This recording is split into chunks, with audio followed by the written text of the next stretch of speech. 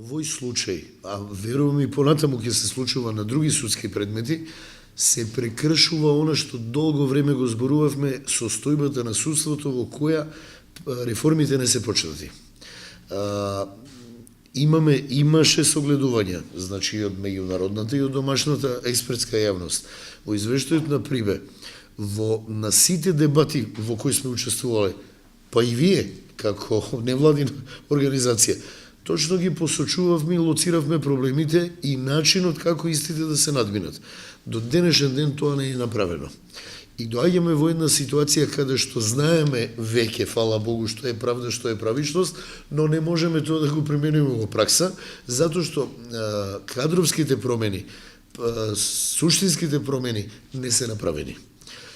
Диневски осуден со правосилна судска пресуда и читајќи по социјалните мрежи, гледам дека има реакции на луѓето да не оди да издржува казна. Сега многу лошо јас како негов адвокат да кажам, но он мора да отиде да издржи казната. Зошто? Затоа што има правосилна судска пресуда.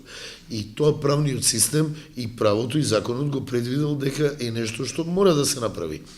Друго е прашањето што вакви монтирани судски предмети, за кои тогашната опозиција, па и целата меѓународна јавност имаше согледување дека нешто не е во ред, што не се направи напор на време пред да дојде оваа ситуација да се изврши ревизија на тој предмет.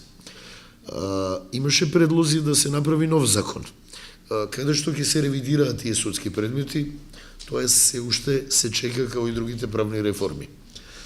Во мигот кога првостепено Диневски беше осуден, специјалното јавно обвинителство се приклучи во жалбената постапка и очекувавме дека тоа специјално јавно обвинителство ќе донесе и ќе фрли една нова светлина на самиот предмет. Тоа не се случи, туку буквално ја поддржаа целокупната спроведена истрага и првостепената постапка, како и пресудата, предлагајќи жалбите на обвинетите да се одбијат.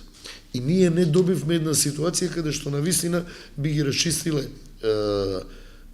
овој предмет и вистината, затоа што се ова тешки кривични дела против државата. Диневски беше пуштен од притвор, каде што беше подолго време, беше пуштен на домашна нега, односно му се укина притворот поради неговата тешка здравствена состојба. И он од тогаш понамаму е во таа тешка здравствена состојба затоа што има проблеми со дишењето, со респираторните органи и неколку часа дневно треба да проведе на кислород. Првиот пат кога стигна налогот за упатување на издржување на казна, ние дадовме барање да се одложи. Бевме одбиени, се жалевме, повторно бевме одбиени. Во меѓувреме подесувавме и вонредни правни лекови, меѓу нив е и вонредното ублажување на казна, бидејќи ја покажавме и се повикавме на здравствената состојба и семејната состојба на Диневски и дадовме валидна медицинска документација. Подесувавме уште два вонредни правни лека, Врховниот суд до денешен ден не ги решил. Стигна, го однесо Диневски на издржување на казна во Еднизово и она што во мигот, согласно постоечкиот закон, а мораме законот да го запазиме за да не биде дека сме ние оние кои што постојано сме се бореле за законот, сега да работиме нешто надвор од закон по собствени желби, единствено што можеме да направиме и тоа денес го подготвуваме е прекин на издржувањето на казната се до подобрување на неговата здравствена состојба, надевајќи се дека Врховниот суд во една постапка по вонредните правни лекови ќе има доблест навистина го прочита и отвори предметот и дека во меѓувреме ќе стигнат и тие реформи на судскиот систем кои што ќе дадат резултат не само во овој предмет, него во многу други предмети за кои сте свесни, кои јавноста постојано броеше. До моментов господинот Диневски во каква состојба и каде се наоѓа? Он се наоѓа на лекување во тешка здравствена состојба поради респираторните органи. Му се пружа медицинска помош. Нашиот дел е да го запазиме законот и да го оствариме оно што он има право да побараме прекин издржување на казна. Така, до овој момент дали се расчистени и останативе случаи кои што се обвинети лицата во случај? Не, мислам дека не се.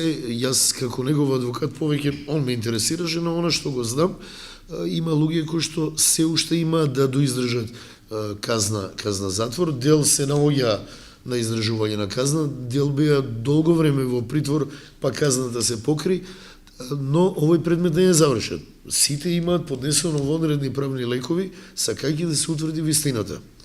Ако вие Кединевски, кој што многу пати работел за добробита на Македонија и откри преслушкувани и снимени разговори, јавно, се сеќавате пред години, ако беше еден од 8-темина кои што бара демократизација во МВР уште тоа време, просто е неверојатно да обвините таков човек за шпионажа, не давајќи јасни и цврсти докази за такво нешто. Многу е лесно, беше, барем се надевам дека понатаму нема да биде лесно, да напишете во пресуда дека одавал информации на странски обавештајни служби, не посочувајќи кои се тие служби, за која земја работат и кои се тие информации кои он ги дал.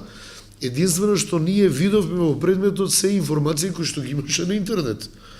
За две лица кои и ден денес се досијата се отворени, јавно се достапни, за истите пишувал и давал некоја своја анализа. Тоа не е шпионаж. И тажно е што вакво нешто и ден денес обстојува и се провлекува. Она на што апелирам е што побрзо да се направат реформите, како во делот на правната регулатива, но и кадровските промени. И еднаш за секојаш да воспоставиме систем и правила на игра и на однесување, за да не ни се случи ова што ни се случуваше, а последиците ќе ги чувствуваме изгледа уште долго време. Од Кединевски е само последица на изминатиот период.